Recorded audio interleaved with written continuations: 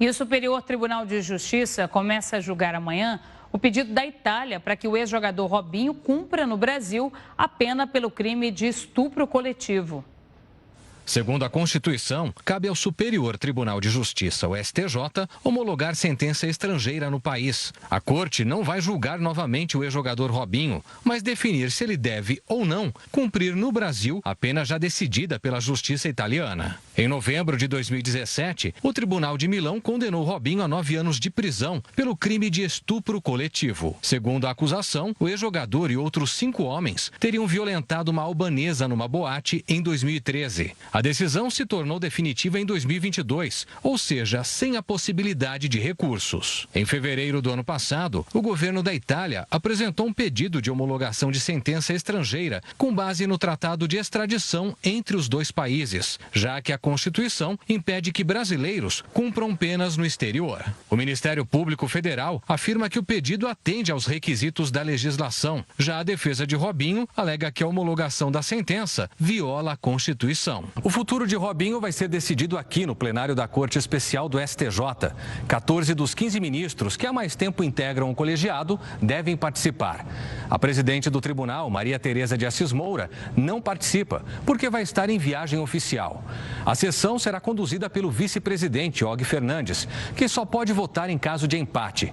O quórum mínimo é de 8 ministros e o ex-jogador pode ser condenado a cumprir a pena no Brasil por maioria simples. Se o tribunal validar a decisão da Justiça italiana, a execução da condenação vai ficar a cargo da primeira instância da Justiça Federal. O ex-jogador pode recorrer ao próprio STJ ou ainda pode ir ao Supremo Tribunal Federal, caso algum ponto da Constituição não tenha sido seguido. Robinho disse que no dia do crime participava de uma roda de samba. O atleta relatou que estava com a esposa e que depois dela ter deixado o local, a jovem albanesa começou a se aproximar dele. Nós fomos para um lugar que estava bem próximo, um lugar aberto, que não dava para todo mundo ver, tinha outras pessoas no local, tinham seguranças no local.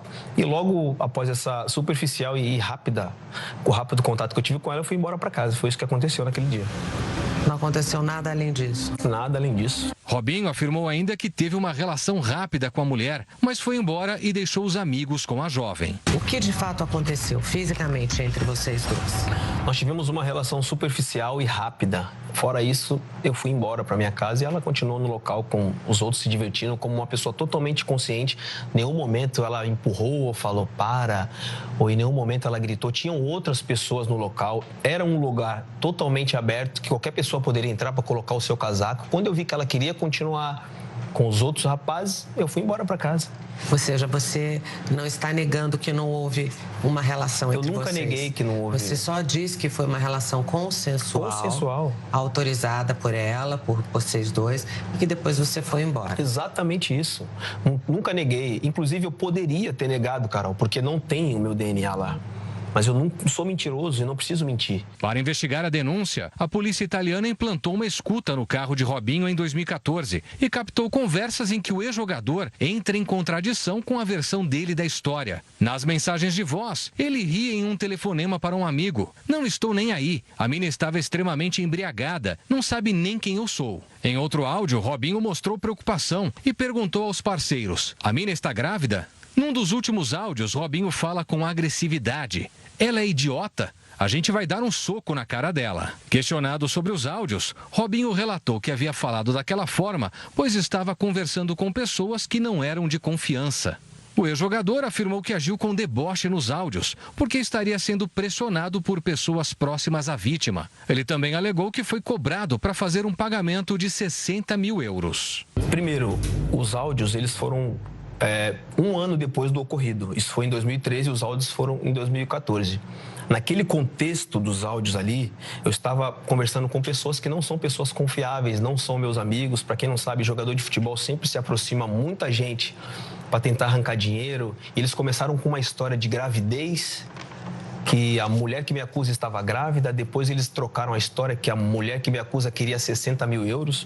A defesa da vítima rebateu os argumentos de Robinho. O vestido que estava sujo foi entregue para a polícia. Se as pessoas, em sua maioria as mulheres, não denunciarem, os culpados continuarão impunes e cometendo outros crimes. Então, se ninguém denuncia, claramente ninguém vai chegar a assumir a culpa.